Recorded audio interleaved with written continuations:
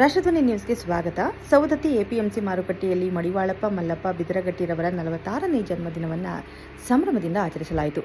ಬೆಳಗಾವಿ ಜಿಲ್ಲೆಯ ಸವದತ್ತಿ ತಾಲೂಕಿನ ಪ್ರಮುಖ ಮುಖಂಡ ಮಡಿವಾಳಪ್ಪ ಮಲ್ಲಪ್ಪ ಬಿದರಗಟ್ಟಿ ಅವರ 46ನೇ ಜನ್ಮದಿನವನ್ನು ನಿನ್ನೆ ಸವದತ್ತಿ ಎಪಿಎಂಸಿ ಮಾರುಕಟ್ಟೆಯಲ್ಲಿ ಅಭಿಮಾನಿಗಳು ಅದ್ದೂರಿಯಾಗಿ ಆಚರಿಸಿದರು. ಜಾತಿ, ಧರ್ಮ ಹಾಗೂ ಪಕ್ಷಭೇದ ಮರೆತು ಸಾವಿರಾರು ಅಭಿಮಾನಿಗಳು ಕಾರ್ಯಕ್ರಮದಲ್ಲಿ ಭಾಗವಹಿಸಿ ಶುಭಾಶಯ ಕೋರಿದರು. ಸುತ್ತಗಟ್ಟಿ ಗ್ರಾಮದವರಾದ ಬಿದರಗಟ್ಟಿ ಅವರು ಸವದತ್ತಿಯಲ್ಲಿ ಪ್ರಾಥಮಿಕ ಶಿಕ್ಷಣ ಹಾಗೂ ಧಾರವಾಡ ಕರ್ನಾಟಕ ವಿಶ್ವವಿದ್ಯಾಲಯದಲ್ಲಿ ಉನ್ನತ ಶಿಕ್ಷಣ ಪೂರ್ಣಗೊಳಿಸಿ ಕಳೆದ 5 ವರ್ಷಗಳಿಂದ ಸಾಮಾಜಿಕ ಮತ್ತು ರಾಜಕೀಯ ಕ್ಷೇತ್ರದಲ್ಲಿ ಸೇವೆ ಸಲ್ಲಿಸುತ್ತಿದ್ದಾರೆ. ಧಾರವಾಡ, ಬೆಳಗಾವಿ ಹಾಗೂ ಬಾಗಲಕೋಟೆ ಜಿಲ್ಲೆಗಳಲ್ಲಿ ಬಡವರು, ವಿದ್ಯಾರ್ಥಿಗಳು ಹಾಗೂ ನಿರ್ಗತಿಕರ ಪರವಾಗಿ ಹಲವು ಸೇವಾ ಕಾರ್ಯಗಳನ್ನು ನಡೆಸಿ ಅಪಾರ ಅಭಿಮಾನಿಗಳನ್ನು ಗಳಿಸಿದ್ದಾರೆ. ಯಾವುದೇ ಜಾತಿ, ಧರ್ಮಕ್ಕೆ ನೋವಾಗುವ ಹೇಳಿಕೆಗಳನ್ನು ನೀಡದೆ ಸರ್ವಧರ್ಮ ಸಮಭಾವದೊಂದಿಗೆ ಜನಸೇವೆ ಮಾಡುತ್ತಿರುವ ನಾಯಕರೆಂದು ಗುರುತಿಸಿಕೊಂಡಿದ್ದಾರೆ.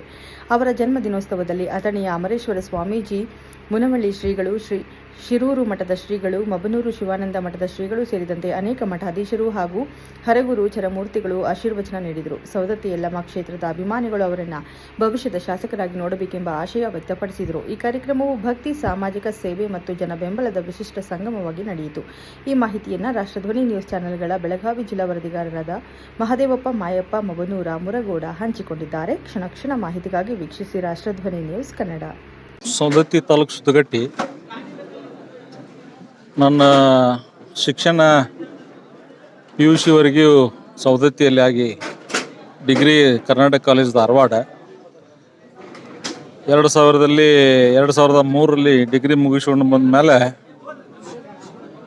ಭಾರತೀಯ ಜನತಾ ಪಕ್ಷದಲ್ಲಿ ಸಕ್ರಿಯ ಕಾರ್ಯಕರ್ತನಾಗಿ ಅನೇಕ ಜವಾಬ್ದಾರಿಗಳನ್ನು ನಿರ್ವಹಿಸಿ ಇವತ್ತು ಭಾರತೀಯ ಜನತಾ ಪಕ್ಷದ ಸಂಘಟನೆ ಜೊತೆಗೆ ಜನಸೇವೆ ಮಾಡಬೇಕಂತ ಆಶೆಯಿಂದ ಇವತ್ತು ಸಮಾಜ ಸೇವೆಯನ್ನು ಮಾಡಲಿಕ್ಕೆ ಬಂದಿದ್ದೇನೆ. ಸರ್, ಬೆಳಗಾವಿ ಲೋಕಸಭಾ ಕ್ಷೇತ್ರ ಆಗಲಿ ಮತ್ತು ಧಾರವಾಡ, ಹುಬ್ಬಳ್ಳಿ ಆಗಲಿ, ಬಾಗಲಕೋಟೆ ಆಗಲಿ, ಇಲ್ಲಿ ಏನು ಅಪಾರ ಬಳಗವನ್ನು ಒಂದು ವ್ಯಾಪ್ತಿ ಮೀರಿ ನೀವು ಜನಸೇವೆಯನ್ನು ಮಾಡ್ತಿದ್ರಿ. ಯಾವ ಜಾತಿ, ಮತ, ಯಾವ ಪಕ್ಷಾತೀತವಾಗಿ ಯಾವುದೇ ಒಂದು ಕಪ್ಪು ಚುಕ್ಕೆ ಇಲ್ಲದೆ, ಒಂದು ಪ್ರಚೋದನಾತ್ಮಕ ಹೇಳಿಕೆ ಕೊಡಲ್ದನೇ ಎಲ್ಲ ಒಂದು ವರ್ಗದ ಜನರನ್ನು ಮನಸ್ಸನ್ನು ಗೆದ್ದು ಈ ರೀತಿಯಂಥ ಸೇವೆ ಮಾಡುವಂಥ ಒಬ್ಬ ಜನನಾಯಕನು ವಿಶೇಷವಾಗಿ ಈ ನಮ್ಮ ಬೆಳಗಾವಿ ಜಿಲ್ಲೆಗೆ, ಅದು ಸವದತ್ತಿ ತಾಲೂಕಿಗೆ 10 ವರ್ಷಗಳಿಂದ, ಬೆಳಗಾವಿ ಜಿಲ್ಲೆ ಆಗಲಿ ಸವದತ್ತಿ ತಾಲೂಕಾಗಲಿ 10 ವರ್ಷಗಳಿಂದ ಎಲ್ಲ ವರ್ಗದ, ಎಲ್ಲ ಬಡ ಜನರ, ಎಲ್ಲ ಪಕ್ಷಾತೀತವಾಗಿ ಸೇವೆಯನ್ನು ಮಾಡ್ಕೊತ ಬಂದಿದ್ದೀರಿ. ಬರುವಂಥ ಎಲ್ಲ ಈಗ ನಿಮ್ಮ ಸೇವೆಯನ್ನು ಪಡೆದುಕೊಂಡಂಥ ಜನರು ಏನಿದಾರಲ್ಲ ಸರ, ನಿಮ್ಮನ್ನು ಒಂದು ಸ್ಥಾನದೊಳಗೆ, ಒಂದು ರಾಜಕೀಯವಾಗಿ ಒಂದು ಸ್ಥಾನದೊಳಗೆ ನೋಡ್ಬೇಕಂತ ಅಪೇಕ್ಷೆ ಪಡತ್ತಾರೆ ಸರ್. ಇಲ್ಲ, ನಾನು ಏನಂತಂದ್ರೆ ನನ್ನ ಉದ್ಯೋಗದ ಜೊತೆಗೆ ಜನಸೇವೆ ಏನು ಮಾಡ್ಬೇಕಂತ ನಾನು ಅಪೇಕ್ಷೆ ಪಟ್ಟಿದ್ದೀನಿ. ಜನಸೇವೆ ಮಾಡೋದು ಅಷ್ಟೇ ನನ್ನ ಕೆಲಸ. ಹಾಂ ಸರ್.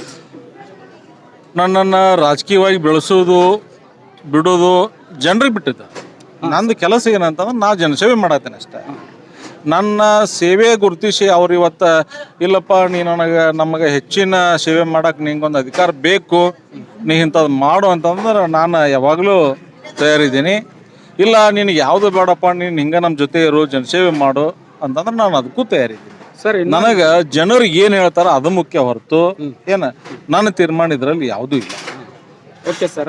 ಇನ್ನೊಂದು ಏನಂದ್ರೆ ಸರ, ಈಗಾಗಲೇ ನೀವು ಅಂಗಡಿಯವರ ಕುಟುಂಬಕ್ಕಾಗಲಿ, ಲೋಕಸಭಾ ಚುನಾವಣೆಗೆ ಆಗಲಿ, ಮತ್ತು ನಮ್ಮ ಜಗದೀಶ್ ಶೆಟ್ಟರ್ ಮಾಜಿ ಮುಖ್ಯಮಂತ್ರಿಗಳು ಅವರ ಒಂದು ಅಸೆಂಬ್ಲಿ ಚುನಾವಣೆ ಆಗಲಿ ಮತ್ತು ಲೋಕಸಭಾ ಚುನಾವಣೆ ಆಗಲಿ ಭಾಳ ಒಂದು ಹೆಚ್ಚಿನ ಪಾತ್ರವನ್ನು ವಹಿಸಿ ನಿಮ್ಮ ಅಭಿಮಾನಿಗಳನ್ನು, ಎಲ್ಲ ವರ್ಗದ ಅಭಿಮಾನಿಗಳನ್ನು ಕರೆದುಕೊಂಡು ಇವತ್ತು ಯಶಸ್ವಿ ಆಗಲಿಕ್ಕೆ, ಒಂದು BJP ಒಂದು ಯಶಸ್ವಿ ಆಗಲಿಕ್ಕೆ, ಇವತ್ತು ಸವದತ್ತಿ ಭಾಗದಲ್ಲಿ, ಬೆಳಗಾವಿ ಜಿಲ್ಲೆ ಆಗಲಿ ಅಥವಾ ಧಾರವಾಡ, ಹುಬ್ಬಳ್ಳಿ ಭಾಗದಲ್ಲಿ ಒಂದು ಯಶಸ್ವಿ ಆಗಲಿಕ್ಕೆ ತಮ್ಮ ಮುಖ್ಯವಾದ ಪ್ರಮುಖವಾದ ಪಾತ್ರ ಐತಿ.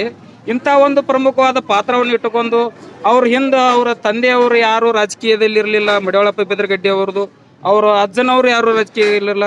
ಅಂಥ ಇಷ್ಟು ಒಂದು ಸಣ್ಣ ಒಂದು ಕುಟುಂಬದಿಂದ ಬಂದು ಇಂಥ ಒಂದು ಜನಸೇವೆಯನ್ನು ಮಾಡ್ತಾ ಇರುವಂಥ ಮಡಿವಾಳಪ್ಪ ಬಿದರಗಟ್ಟಿ ಅವರಿಗೆ ಕ್ಷೇತ್ರದ ಜನ ಏನಂತಾರು, ಅವ್ರನ್ನ ನಾವು MLA ಆಗಿ ನೋಡ್ಬೇಕಾಗೈತೆ. ಆದ್ರೆ ದಯವಿಟ್ಟು ಅವ್ರಿಗೆ ಪಕ್ಷದಿಂದ ಟಿಕೆಟ್ ಕೊಟ್ಟರೆ ಒಳ್ಳೇದಾಗ್ತೈತಿ, BJP ಪಕ್ಷದಿಂದ ಟಿಕೆಟ್ ಕೊಟ್ಟರೆ ಒಳ್ಳೇದಾಗ್ತೈತಿ ಅಂತ ಯಾಕಾರ ನಾವು ಎಷ್ಟೋ ಸಲ ಮಾತಾಡೋದು ಕೇಳಿದ್ದೀವಿ.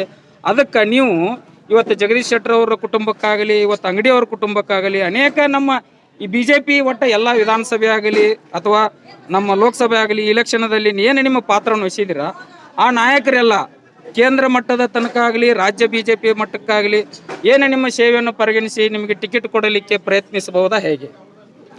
ಮೊದಲನೇದಾಗಿ ದಿವಂಗತ ಸುರೇಶ್ ಅಂಗಡಿ ಅವರು ಬಹಳ ದೊಡ್ಡ ಜನನಾಯಕರು. ಹೌದು ಸರ್. ದುರ್ದೈವದಿಂದ ಅವ್ರನ್ನ ನಾವು ಕಳ್ಕೊಂಡಿದ್ದೀವಿ. ಹ್ಞೂ ಸರ್. ನಮ್ಮ ಜಿಲ್ಲೆಗೆ ಒಂದು ಅಪಾರವಾದಂಥ ನಷ್ಟ ಆಗಿದೆ. ಹ್ಞೂ. ಅನಿವಾರ್ಯ ಕಾರಣದಿಂದ ಜಗದೀಶ್ ಶೆಟ್ಟರ್ ಸಾಹೇಬ್ರು ಇಲ್ಲಿ ಬಂದರು. ನಾವು ಯಾವಾಗಲೂ ಕೂಡ ಜಗದೀಶ್ ಶೆಟ್ಟರ್ ವಿಶೇಷವಾದಂಥ ನಾನು ಅಭಿಮಾನಿ. ರಾಜಕೀಯ ಹೊರತುಪಡಿಸಿ ಕೂಡ ನಾನು ಅವ್ರ ಅಭಿಮಾನಿ. ಹ್ಞೂ. ರಾಜಕೀಯದಲ್ಲಿ ನನಗೆ ಅವರೇ ಗುರು. ಹ್ಞೂ.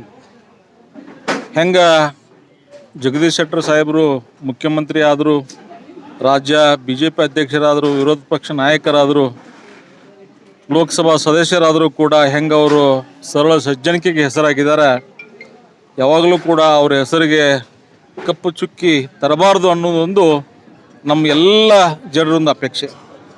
ಹೀಗಾಗಿ ನಾನು ಯಾವಾಗಲೂ ಕೂಡ ಜಗದೀಶ್ ಶೆಟ್ಟರ ಅಭಿಮಾನಿ.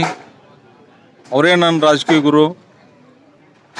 ಅವರು ಜಗದೀಶ್ ಶೆಟ್ಟರ್ ಸಾಹೇಬರು ಮತ್ತು ನಮ್ಮ ನಾಡಿನ ಸಮಸ್ತ ಜನ, ವಿಶೇಷವಾಗಿ ನನ್ನ ಸವದತ್ತಿ ಯಲ್ಲಮ್ಮನ ಮತಕ್ಷೇತ್ರದ ಜನ ಏನು ತೀರ್ಮಾನ ತಗೋತಾರೆ ಆ ತೀರ್ಮಾನಕ್ಕೆ ನಾನು ಬಂದಿದ್ದೀನಿ.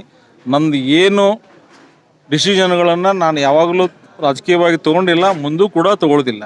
ಸರ್, ನೀವು ಇಲ್ಲಿವರೆಗೆ 25 ವರ್ಷಗಳ ಕಾಲ ಇವತ್ತು ಬೇರೆ ಬೇರೆ ಕ್ಷೇತ್ರ ಜಿಲ್ಲೆಗಳಾಗಲಿ ಅಥವಾ ನಮ್ಮ ಬೆಳಗಾಂ ಜಿಲ್ಲೆ 16 ವರ್ಷಗಳಿಂದ ಅದು ಸವದತ್ತಿ ತಾಲೂಕದಾಗಲಿ ಯಾವುದೇ ಅಪೇಕ್ಷೆ ಇಲ್ಲದೆ ಸೇವೆ ಮಾಡಿದಿರಿ. ನಾವು ನೋಡ್ತಾ ಬಂದಿದ್ದೀವಿ ಸರ್. ಇವತ್ತು ಸಾರ್ವಜನಿಕರು ನೋಡ್ತಾ ಬಂದಿದ್ರಿ, ಎಲ್ಲ ನೋಡ್ತಾ ಬಂದಿದ್ದೀವಿ ಸರ್.